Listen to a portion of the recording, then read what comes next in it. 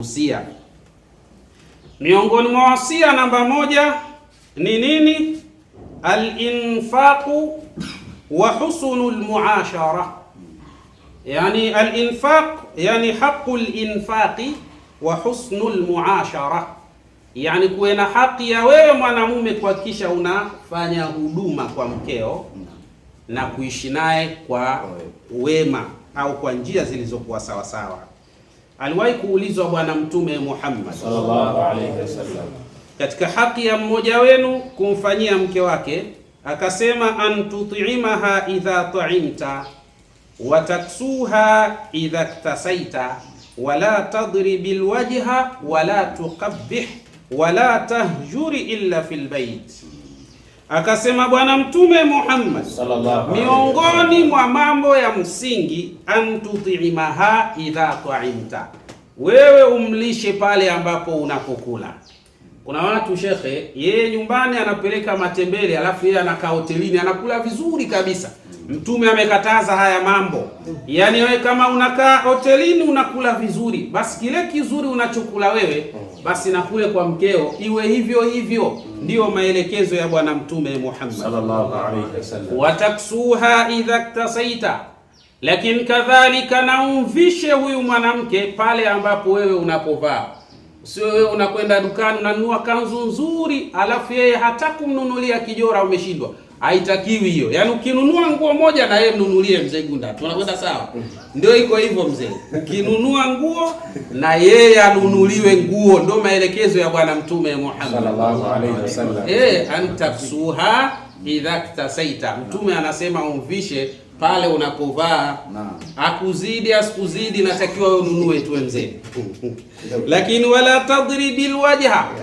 Pakitokea mapambano usimpige usoni. Kuna watu wanampiga ngumi mke wake katika uso. Hii hamna hii. Mtume sallallahu alaihi wasallam anakataza hiyo.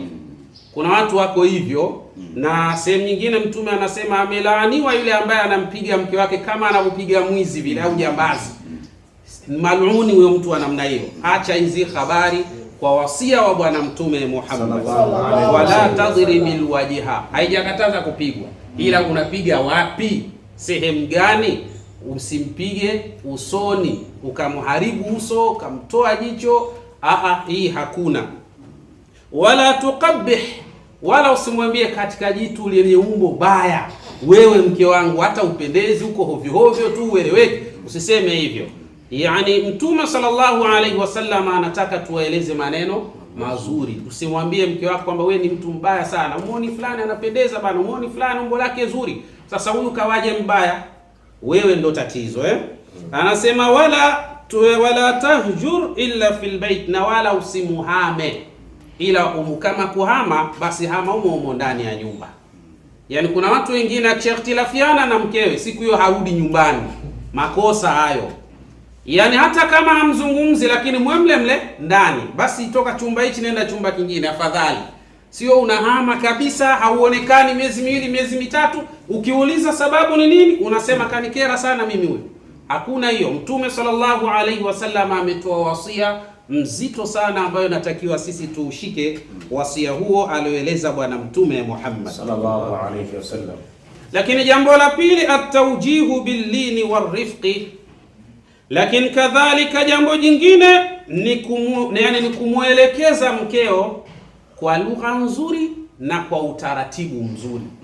Amekosea au amefanya jambo ambalo wewe unaona halipendezi, lazima uwe na lugha nzuri ya namna gani unamweka katika hali iliyokuwa sawa sawa. Usiwe na lugha ya ukali tu. Qala sallallahu alayhi wasallama, haya ni maneno ya Bwana Mtume Muhammad katika hija ya kuaga. Mtume sallallahu alayhi wasallam amesema istausu bin nisa'i khairan, wahusieni sana wanawake katika matendo ya kheri. Wahusieni sana. Kwa nini? Anasema hao wanawake wameumbwa kutokana na ubavu uliopinda. Ukitaka kuunyoosha ghafla utauvunja, na ukiuacha unazidi kupinda. Kwa hiyo jaribu kuwa ni mtu ambaye unaonyosha taratibu taratibu. katika hali zake. Wasia kwa mwanamke ni kitu bora sana. Kaa naye, mpe mauidha mara kwa mara, muelekeze mara kwa mara, mpe irshad vizuri kabisa. Anaweza akawa mtu bora sana kwa yale maneno ambayo wewe unakuwa unamuelekeza, tena birifqi wallin, kwa upole na maneno laini, sio maneno magumu magumu. Yaani wewe unisikii mimi ninapokuambia, basi nakupa siku 2, baada hapo nitakupa talaka. Huyu mwanamke hawezi kubadilika kwa staili hiyo. Wewe mwambie tu, muelekeze tu, wa ma alaina illa albalaghul mubin. Yaani sisi kanuni yetu ni kumueleza. Sasa akibadilika itakuwa bora sana. Hakubadilika unajipima, naweza kuishi na haya mapungufu, naweza nenda naye. Huwezi, zipo taratibu ambazo tumeelekezwa kwa mujibu wa sharia biidhnillah subhanahu wa ta'ala. Lakini kadhalika vile vile kuamiliana naye kwa mambo mazuri mazuri.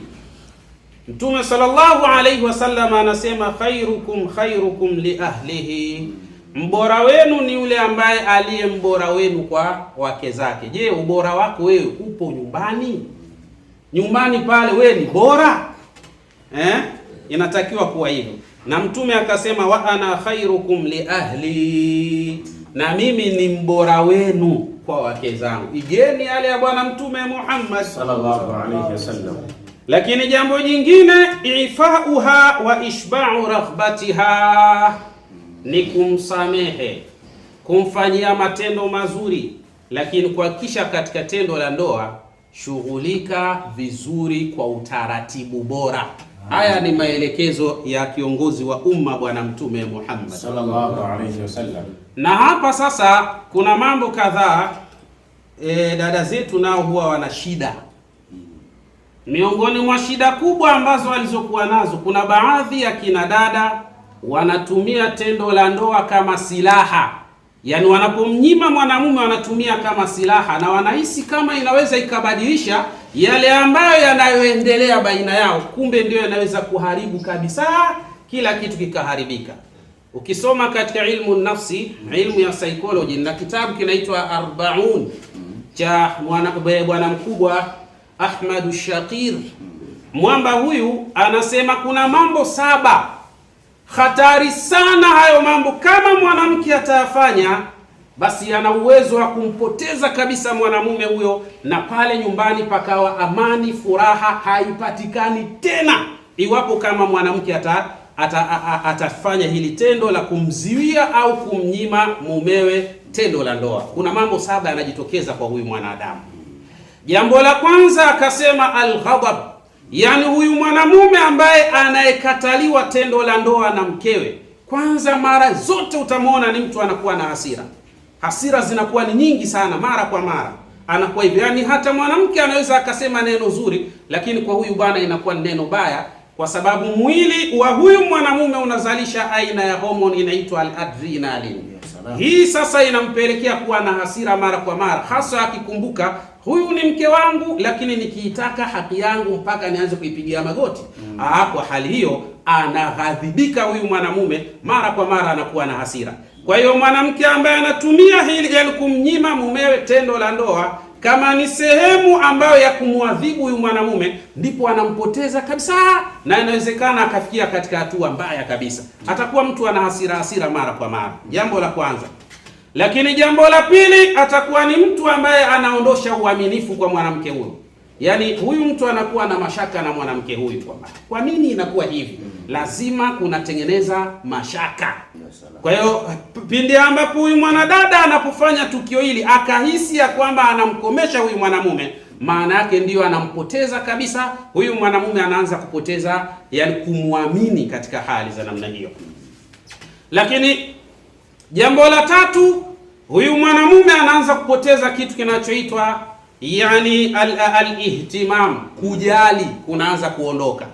Ikiwa kama huyu mwanamume alikuwa anamjali sana mwanamke huyu, kwa tendo la kumnyima tendo la ndoa anaanza kupoteza kumjali. Ikiwa kama alikuwa anamjali, anamletea zawadi, basi anaanza kupunguza yale mambo taratibu. Kwa hiyo dada zangu, nyinyi ambao mnahisi labda kwa kufanya matukio haya mtakuwa yani ndipo mnamkomesha huyu mwanamume, maana yake unampoteza kabisa huyo mtu, na bila shaka atakuwa hana tena mpango wa kurejea upande wako. Anakuwa na kitu kinachoitwa kupuuza, atakupuuza katika hali za namna hiyo. Lakini kitu kingine, kuna vitu vinavyoitwa al-infisal. Al-infisal yataanza kujitoa kwako taratibu taratibu, yaani kwa kuwa unamnyima tendo la ndoa, anachokifanya anaanza kujitoa kwako taratibu taratibu, na hii ni hatari. Inawezekana ikampelekea mtu huyu kutafuta mtu mwingine wa huko nje katika hali za namna hii. Hii ni hatari sana. Ndio maana Mtume sallallahu alaihi wasallam akasema, mwanamume anapomwita mkewe kitandani kwake akakataa, na mwanamume huyo akalala hali amechukia, laana za Mwenyezi Mungu na malaika watamlani mwanamke huyo mpaka asubuhi. Katika riwaya mpaka amridhie mume wake katika hali za namna hiyo. Sasa hii ni hatari. Kuna watu wanatumia hii fursa wakihisi kwamba wanafanya sawa sawa, lakini ni hatari. Lakini miongoni mwa madhara mengine ya mwanamume anaponyimwa katika tendo hili la ndoa, inatengeneza itirabatun naum, yani mtu anakosa usingizi. Yani mwanamume anayenyimwa tendo la ndoa na mkewe huwa anakosa usingizi. Yani na wakati huo akikosa usingizi, akili yake inakuwa ina focus. Kwa nini siende zangu kwa Mwajuma yule?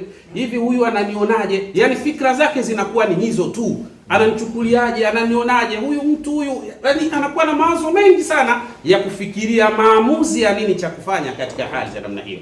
Kwa hiyo ni jambo hatari sana. Mtume sallallahu alaihi wasallama anatuambia katika haki ifauha wa ishba'u raghbatiha, kwa maana ni kutengeneza hamasa, lakini kadhalika na kuhakikisha matamanio yake mwanamume anayazima kwa utaratibu uliokuwa sawa sawa. Sasa unayazimaje na unanyimwa? Kwa hiyo acheni haya mambo, si vizuri sana. Lakini kama hivyo ilo halitoshi, istimtauha bizinati, lakini kadhalika miongoni mwa haki zake ni kumpamba. Nunulie mapambo mazuri, nunulie mapambo mazuri, mavazi mazuri, lakini apate hereni nzuri nzuri za dhahabu ikiwezekana, cheni na mfano wa hayo, bangili na mfano wa hivyo. Ni vitu ambavyo ni katika haki zake mzee, hizo ni haki zake.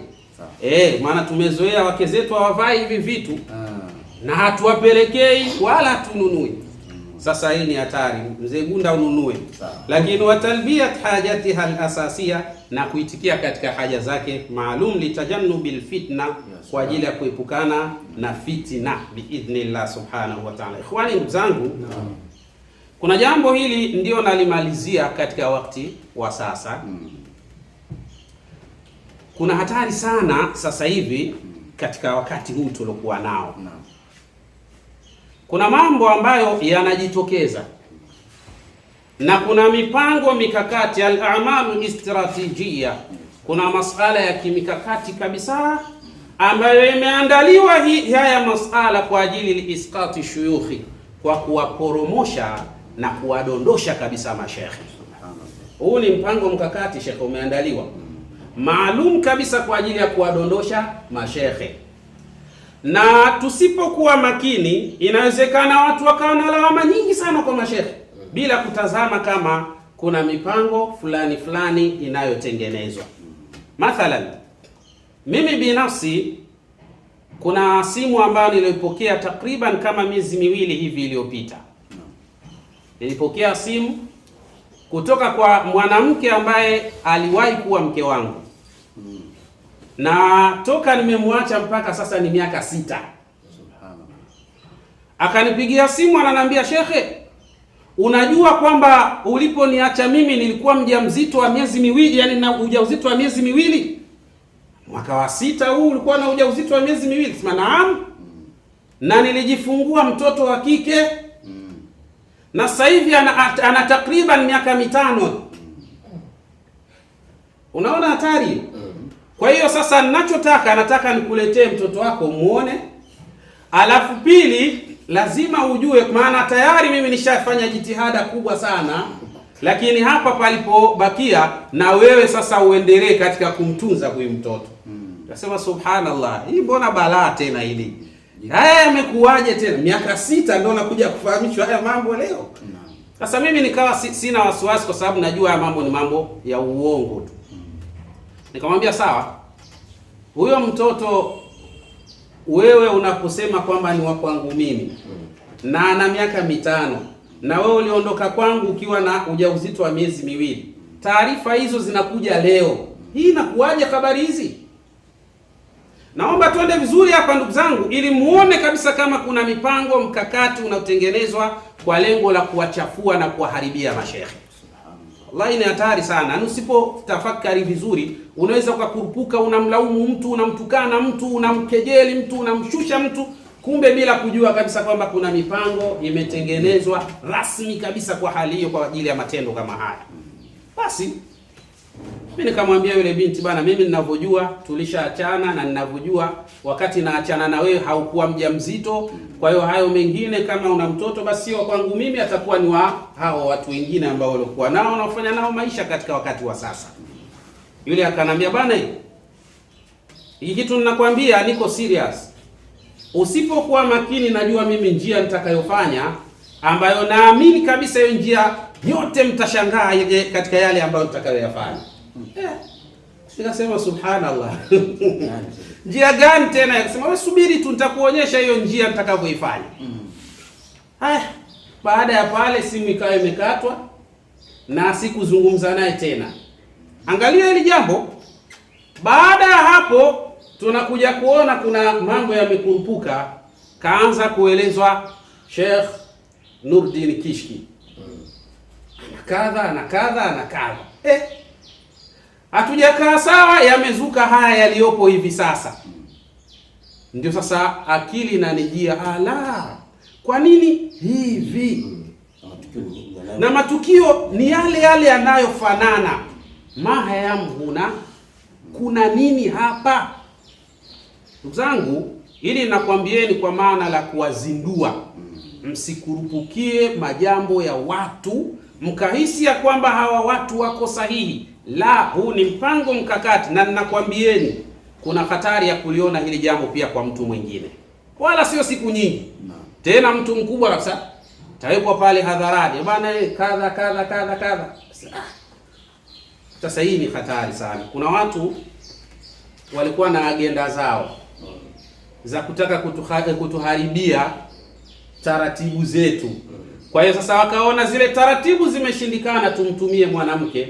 Na unajua ukimtumia mwanamke ni rahisi sana. Kwa hiyo wanatafuta wale wanawake ambao tumewahi kuwaoa tukawaacha, kwa sababu wale watakuwa na mengi sana wanayajua katika madhaifu yetu, ndio wanapitia kule. Sasa hii ni hatari sana. Hakuna mtu ambaye yeye amekamilika kwa 100%. Hakuna mtu wa namna hiyo. Wewe ukiwa na mke atajua wapi una mapungufu na wapi umekamilika, kama jinsi ambavyo wewe ukiwa na mkeo unamjua wapi mapungufu yake yako wapi na wapi kuna ukamilifu wake. Basi ndio njia zinazotumika hivi sasa katika kuwachafua, kuwavuruga, kuwavulia adabu, kuwavunjia adabu, kuwavunjia heshima mashekhi. Ni njia hizo, mtaona mengi tu katika hali za namna hiyo. Tena bahati mbaya sasa siku hizi watu wanaweza kutengeneza video. Yaani mtu anaweza akaitengeneza video ikawa, yani wewe ukaona kama ni kweli kabisa, kumbe katengeneza AI. Kumbe katengeneza. Sasa tuwe makini ndugu zangu katika masala haya. Kuna hatari kubwa kabisa iko mbele yetu. Kwa hiyo mimi ninachoweza kusema kwa kumalizia katika jukwaa letu katika siku hii ya leo ni kwamba tutafakari kwa kina kabisa. Anasema ahqarun nasi, yani mtu wa hovyo kabisa ni yule ambaye anayejua kabisa ubora wako wewe ni nini, na anayejua kabisa wema wako wewe umemfanyia ni wema wa namna gani, lakini anapita katika mitandao au kwa watu akiukanusha na kuusema vibaya ule wema wako ambao wewe ulikuwa ukiufanya katika upande wake katika hali za dunia. Huu ni mtu wa hovyo sana.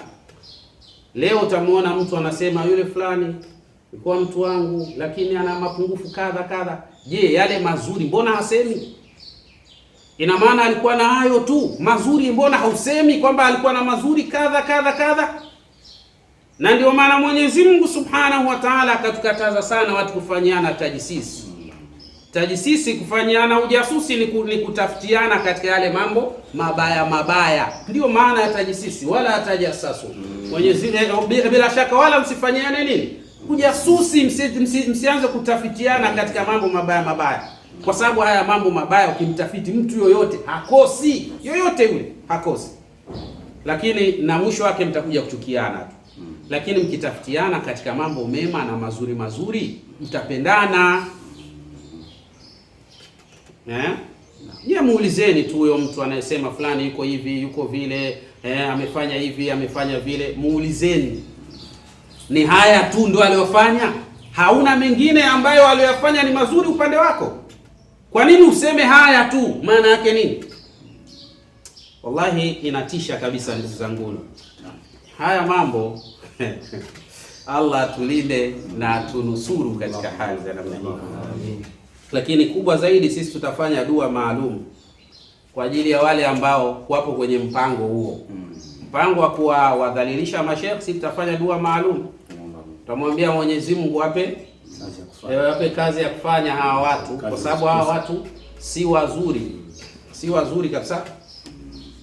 Leo kuna mtu mmoja nimemuona, yeye kanuni yake ni mtukanaji sana, natukana sana yani yeye mdomo wake ni matusi tu kuanzia asubuhi mpaka jioni. Yeye yuko hivyo, anasema anaomba picha mimi niziposti hizo, niwadhalilishe hao watu.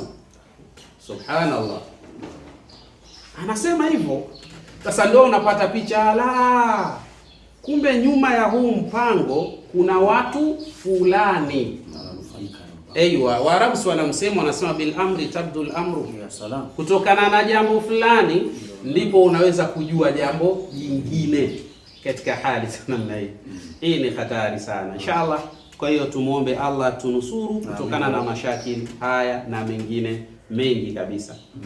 Na mwisho kabisa, katika jukwaa letu lijalo kuna majambo adhim sana ambayo tutakuja kuyazungumza hapa biidhnillah subhanahu wa ta'ala insha Allah. Assalamu alaikum wa rahmatullahi wa barakatuh.